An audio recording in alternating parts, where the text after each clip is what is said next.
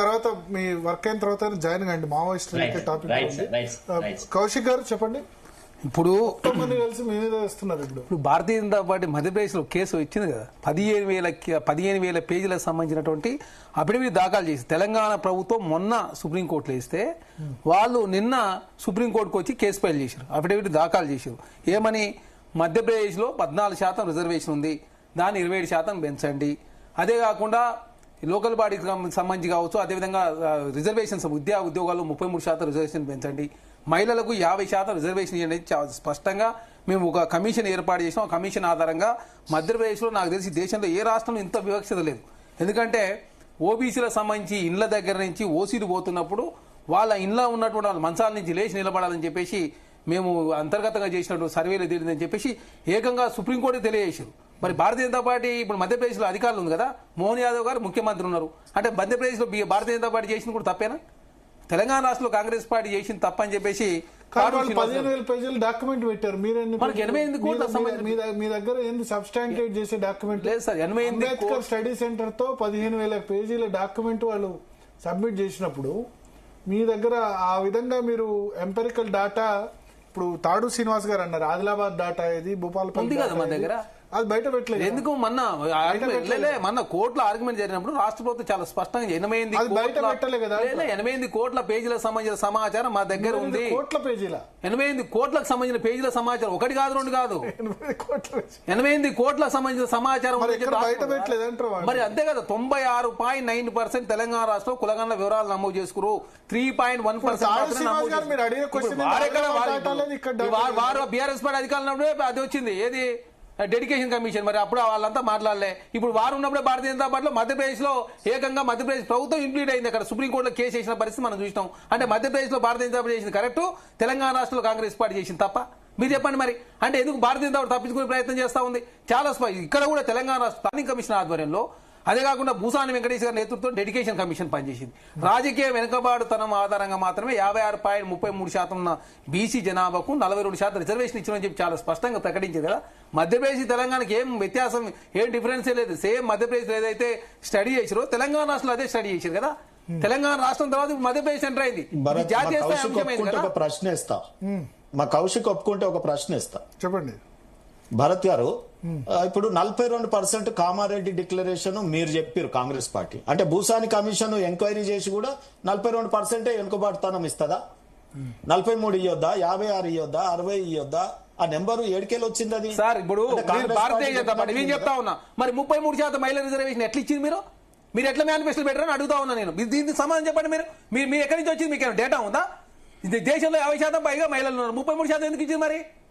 మీరు సార్ మీకు ఒక్కరికి లేదు, మేము కూడా మాట్లాడతాం. కాంగ్రెస్ పార్టీ ఏం మాట్లాడతలేదని చెప్పేసి ప్రతి ఒక్కరు కాంగ్రెస్ పార్టీ మీద బురదలే ప్రయత్నం చేస్తే ఎట్లా? ఒక మంచి యజ్ఞం చేస్తా ఉన్నారు కాబట్టి మధ్యప్రదేశ్ ప్రభుత్వం కూడా సుప్రీంకోర్టుకు వచ్చింది. ఈ అంశం జాతీయ స్థాయి అంశమైంది. ఇలా తెలంగాణ రాష్ట్ర కులగణన చేసిన తర్వాత ఈ అంశం జాతీయ స్థాయి అంశమైంది. అదే జంతర్ మంతర్ ధర్నా చేసిన తర్వాత కేంద్ర ప్రభుత్వం జనగణనలో కులగణన చేస్తామని చెప్పి ఒప్పుకున్న పరిస్థితి. అమిత్ షా గారు జార్ఖండ్ లో చెప్పిండు, కేరళలో ఆర్ఎస్ఏ చెప్పింది. ఈ ఏకంగా మధ్యప్రదేశ్ ప్రభుత్వం 50% సీలింగ్ పెంచండి అని చెప్పేసి ఏకంగా మోహన్ యాదవ్ గారి ప్రభుత్వం మా సుప్రీంకోర్టులో వాళ్ళు కేసు వేసిన పరిస్థితి మనం చూస్తున్నాం కదా. అంటే భారతీయ జనతా పార్టీ చేస్తే కరెక్ట్, వేరే వాళ్ళు చేస్తే తప్పెట్లయితుంది?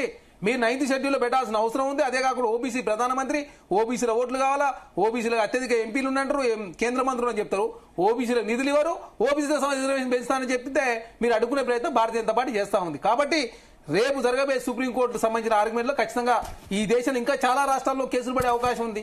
ఈ అంశానికి చాలా పెద్ద ఎత్తున దేశవ్యాప్తంగా మద్దతు కూడా సమకూరే అవకాశం ఉంది.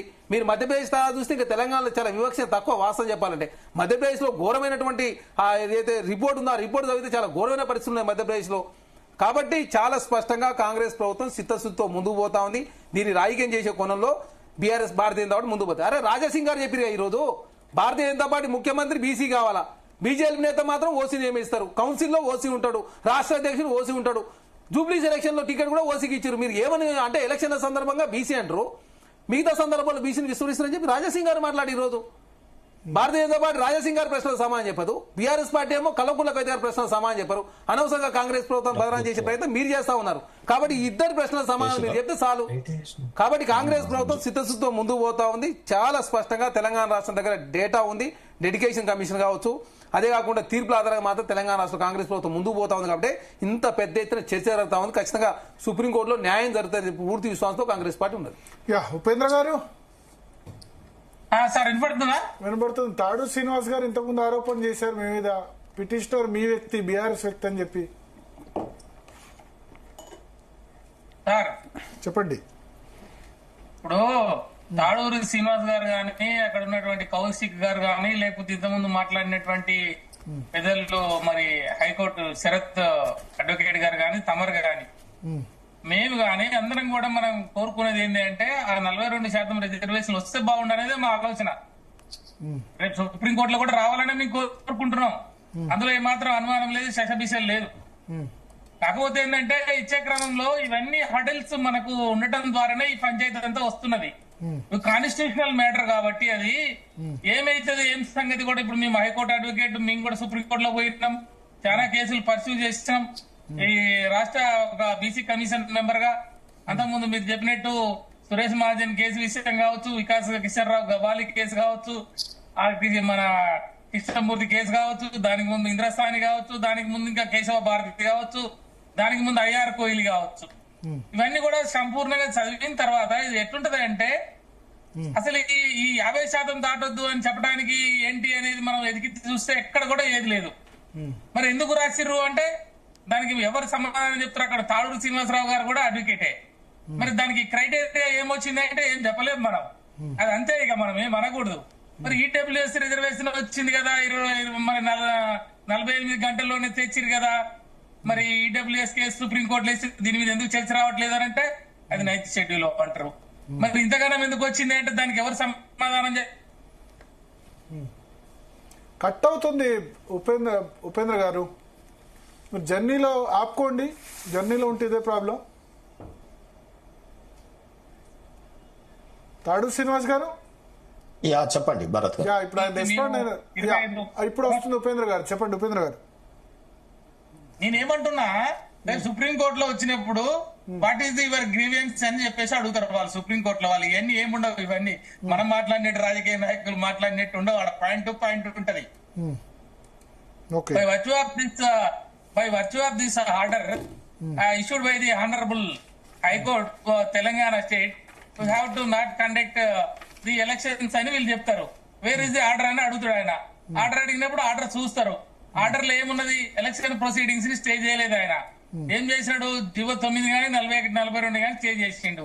ఎందుకు చేసిండు అంటే మళ్ళీ మీ జడ్జిమెంట్ వైలేట్ అవుతున్నా సార్ అని ఒక మాట చెప్తారు వాళ్ళు. మరి చెప్పినప్పుడు వాళ్ళ జడ్జిమెంట్ కి వ్యతిరేకంగా పోతున్నప్పుడు మరి వాళ్ళు దాన్ని ఆపుతారు కదా. ఇది మనము అంటే ఒక న్యాయవాదిగా మనకున్న పరిధిలో మనం రేపు ఏం జరగబోతుందని మనం చెప్పడానికి ప్రయత్నం చేస్తున్నాం. ఒకవేళ వాళ్ళు కన్విన్స్ అయ్యారు అనుకోండి, మనకి ఎట్టి పరిస్థితుల్లో కూడా ఇది ముందుకు పోయే పరిస్థితి లేదు. కాబట్టి గతంలో కూడా మేము ఇదే జరిగింది. జీవో అప్పుడు 396 జీవో తీసినప్పుడు మనం కూడా 34% రిజర్వేషన్ హైకోర్టు దీనికి చేయటము, స్టే అనటము, తర్వాత సుప్రీంకోర్టుకు పోతే మీరు 50% లోపలి చేసుకుంటారా లేకపోతే విత్డ్రా చేసుకుంటారా అని అడిగినారు. అప్పుడు మేము కూడా దాన్ని సంకరం పెట్టుకుని వచ్చినాం. రేపు కూడా మరి అదే జరుగుతుందా? మరి వీళ్ళు ఏ రకంగా చేస్తారు? కోర్టు వీళ్ళకి టైం ఇస్తుందా? ప్రైమ్ ఆఫీస్ ఏంటి? ప్రిన్సిపల్ ఆఫ్ నేచురల్ జస్టిస్ మీద వింటరా వాళ్ళు? ప్రశ్న లాగున్నది. నేను ఏమంటున్నా, బీఆర్ఎస్ చిత్తశుద్ధి ఏంటని క్వశ్చన్ చేస్తున్నారు. బీఆర్ఎస్ కు ఏం చిత్తశుద్ధి ఉంది? బీఆర్ఎస్ చిత్తశుద్ధి లేకపోవడం ఏంటండి? బీఆర్ఎస్ చిత్తశుద్ధిని మీరు 24%, 25%తో రిజర్వేషన్ తో ఎందుకు పెట్టారు ఎలక్షన్? నేను అదే అంటున్నా. మున్సిపల్ ఎన్నికల్లో అవకాశం ఉన్న 41% ఇవ్వలేదు, అప్పుడు 33% ఇచ్చారు. ఇట్లా ఆరోపణ చేస్తున్నారు. ఇప్పుడు కూడా మున్సిపల్ ఏమంటే ఇప్పుడు జడ్పీటీసీ, ఎంపీటీసీ, గ్రామ పంచాయతీకి ఏం తీయలే అన్న జీవో. ఇప్పుడు దీనికే కదా వచ్చింది. ఏది కూడా అక్కడ సుప్రీంకోర్టు జడ్జిమెంట్ అనేది ఉండటం ద్వారానే 34% మనం కూడా జీవో తీసాం. 396 తీస్తే కదా హైకోర్టులో స్టే అన్నది. హైకోర్టులో స్టే అంటేనే కదా సుప్రీంకోర్టు పోయింది. ఇప్పుడు మనకి 33% రిజర్వేషన్లు లోకల్ బాడీ కాదు, మనము చట్టసభలలో కూడా ఇవ్వాలని చెప్పేసి మనం అసెంబ్లీలో తీర్మానం చేశాం. అక్కడ ఏం శశబిషలు లేవు. మరి కులగణన చేయమని చేశాం, దానికి వాళ్ళు స్పందించలేదు. కేంద్రంలో మంత్రిత్వ శాఖ ఇవ్వని చెప్పేసి ఇవన్నీ ఇప్పటికీ కాదు సార్, ఎప్పటి నుంచో జమాల నుంచే ఉన్నాయి. కాకపోతే ఏంటంటే ఇప్పుడు మహిళా బిల్లు తీసుకొచ్చాం. మా శ్రీనివాసరావు గారు, మా సినన్న మాట్లాడాలి. మహిళల బిల్లు 33% అని అంటున్నారు. ఆ 33%లో మరి ఓబీసీ సంగతి ఏంది? దాని మీద కూడా మేము అసెంబ్లీలో తీర్మానం చేసి పంపినాం ఆ రోజు. ఇవన్నీ ఉన్నాయి. ఇప్పుడు ఏంటి అంటే ఎంతసేపు ఉన్నా సుప్రీంకోర్టు మన ఇంద్రసాని జడ్జిమెంట్ విద్యా ఉద్యోగాలు కదా, మరి ఇక్కడ ఎలక్షన్స్ కు సంబంధించి లే కదా. కృష్ణమూర్తి జడ్జిమెంట్ వచ్చింది. కృష్ణమూర్తి జడ్జిమెంట్ ప్రకారం అసలు 50% ఉపేంద్ర గారు మీరు ఆగాలి, జర్నీలో ఉంటూ మాట్లాడితే ప్రాబ్లం అవుతుంది సార్. ఇప్పుడు ఉపేంద్ర గారు మాట్లాడారు, సర్పంచ్ ఎలక్షన్ లో 18% ఇచ్చారు రిజర్వేషన్. అదే కాకుండా మున్సిపల్ ఎలక్షన్లకు వస్తే 23 ఇచ్చారు. అది 50% ఇచ్చే అవకాశం ఉండే, 50% ఇచ్చే అవకాశం ఉండే. ఎందుకంటే జేహెచ్ఎంసీ లో ఒక్కటే ఒక ఎస్టీకి ఇచ్చారు. 150 డివిజన్లు ఒక ఎస్టీకి ఇచ్చినప్పుడు ఇక్కడ 33 ఇచ్చారు. ఇప్పుడు ఒకటే ఇచ్చారు అక్కడ 33%, 41% ఇచ్చేందుకు అవకాశం ఉంది. ఇచ్చే 41% అవకాశం ఉంది. ఇంకా కొన్ని దిక్కులో ఇంకా ఎక్కువ ఇచ్చే అవకాశం ఉండే, కానీ ఇవ్వలేదు. మళ్ళీ వాళ్ళు రాష్ట్ర వ్యాప్తంగా ఒక మెథడ్ పెట్టుకుని దాని ప్రకారం ముందుకు పోయారు వాళ్ళు కూడా. ఇప్పుడు ఏంటంటే కాంగ్రెస్ పార్టీ 42% ఎందుకు రాష్ట్ర వ్యాప్తంగా మొత్తం మీరు ఒకటే 42 ఎందుకు ఫిక్స్ అవుతా ఉన్నారని చెప్పేసి కాంగ్రెస్ పార్టీ ప్రశ్నించే ప్రయత్నం. కొంచెం న్యాయపరమైన వివాదాలు వస్తాయి కాబట్టి, చిక్కుముడులు ఉన్నాయి కాబట్టి అనవసరంగా ఇది ఆగొద్దని చెప్పేసి ప్రభుత్వం భావిస్తా ఉంది. దానిలో భాగంగా 56.33 ఉన్నటువంటి జనాభాకు 42% రిజర్వేషన్ ఫిక్స్ చేశారు. వెనుకబాటుతనం ఆధారంగా మాత్రమే డెడికేషన్ కమిషన్ ఎవరి ప్రాతినిధ్యం ఎంత ఉంది, ఓబీసీలకు సంబంధించినటువంటి భారతదేశంలో స్వతంత్రం వచ్చే నుంచి ఇప్పటివరకు ఏ విధంగా ప్రాతినిధ్యం ఉందని చూసిన తర్వాత మాత్రమే 42% ఫిక్స్ చేసిన పరిస్థితి మనం చూసినాం. కాబట్టి ప్రతిదాన్ని రాజకీయం చేసే కోణాలు వారు పోతా ఉన్నారు. ఎందుకంటే మీరు కులగణకు సంబంధించి వివరాలు బయట పెడతామని ప్రభుత్వం భావించి బయట పెడతా ఉంటే రెడ్డిలకు బీసీలకు పంచాయతీ పెట్టే ప్రయత్నం. ఇక మా పార్టీ సంబంధించి తీర్మానం చేస్తేనే కదా అప్పుడే ఉన్నారు. గ్రామాల్లో చెడిపోయింది, ఇంతకాలం ప్రశాంతంగా ఉన్న వాతావరణం ఎందుకు చెడిపోయింది సార్? 42% ఇస్తా అంటారు. మళ్ళీ ఏమైంది? 34% రిజర్వేషన్, 42% అంటే 8% మాత్రమే ఒప్పుకున్నాం. జనరల్ గా బీసీలు జనరల్ లో వచ్చే పరిస్థితి ఉంటది. కాబట్టి 42% అనేది పెద్ద మొత్తం గ్యాప్ వచ్చినట్టు క్రియేట్ చేసే ప్రయత్నమే కదా మీరు చేసేది. కాబట్టి ఈడబ్ల్యూఎస్ రిజర్వేషన్ ద్వారా అందరూ ఆమోదించారు. బీసీలకు సంబంధించి 8% పెరుగుతున్నది. దానికి ఇంకోటి ఇప్పుడు ఏమన్నాడు మన హైకోర్టు జడ్జి, పార్టీల తరఫున అఫిడవిట్ దాఖలు చేయన్నారు. వీళ్ళు ఇంతవరకు కౌంటర్ వేయలేదు. ఇప్పుడు సుప్రీంకోర్టు ఇంప్లీట్ కావాలి కదా, సుప్రీంకోర్టు పోని పరిస్థితి మనం చూసినాం. కాబట్టి బీఆర్ఎస్ పార్టీ ఏంటంటే వాళ్ళు బయట ఉండి గేమ్ అంతా పరిశీలిస్తూ అనవసరంగా కాంగ్రెస్ పార్టీ బదనాం చేసే ప్రయత్నం వారు చేస్తా ఉన్నారు. నేనే సిద్ధసుని సుప్రీంకోర్టులో కూడా వాళ్ళు కౌంటర్ దాఖలు చేసి వాళ్ళు కూడా పోవచ్చు కదా. మీరు ఎందుకు పోరు? గతంలో మొన్న హైకోర్టు కూడా చాలా స్పష్టంగా చెప్పింది, పార్టీల తరఫున మీరు కౌంటర్ దాఖలు చేయండి చెప్పి చాలా స్పష్టంగా చెప్పారు. సరే ఇక్కడైనా దాఖలు చేస్తే టైం ఉంది, మరి సుప్రీంకోర్టు పోవచ్చు కదా. మీరు సుప్రీంకోర్టు పోరు, కులగన్న వివరాలు కేసీఆర్ గారు నమోదు చేసుకోరు, కేటీఆర్ గారు నమోదు చేసుకోరు, హరీష్ రావు గారు నమోదు చేసుకోరు, భారతీయ జనతా పార్టీ సంబంధించి చేసుకోలే కదా వీళ్ళు. కల్వకుంట్ల కవిత గారు తప్ప బీఆర్ఎస్ కల్వకుంట్ల కుటుంబంలో ఎవరు నమోదు చేసుకోలేదు. అంటే రేవంత్ రెడ్డి డైరెక్షన్ లో ఉంది కాబట్టి నమోదు చేసుకోవాలి. మరి దాన్ని కాంగ్రెస్ పార్టీని ఆపాదించే ఇంకోటి కౌన్సిల్ లో కావచ్చు, అసెంబ్లీ కావచ్చు, చర్చకు బీఆర్ఎస్ పార్టీ ఎమ్మెల్సీలు ఎమ్మెల్యే వాకౌట్ చేసి వెళ్ళిపోయిన పరిస్థితి. ఉపేంద్ర గారు మీరు నమోదు చేసుకున్నారా? భరత్ గారు చెప్పండి. ఉపేంద్ర గారు మేము 100% పాల్గొన్నాం, మాకు ఏం లేదు. కానీ రాజకీయంగా ఎన్ని ఆరోపణలైనా చేయవచ్చు కాక మేము ఒక మాట అడుగుతున్నాము. అక్కడ ఉన్న తాడూరి శ్రీనివాసరావు గారు మాట్లాడే మాట ఏంటంటే కాంగ్రెస్ బీఆర్ఎస్ ఒకటైందని అంటారు.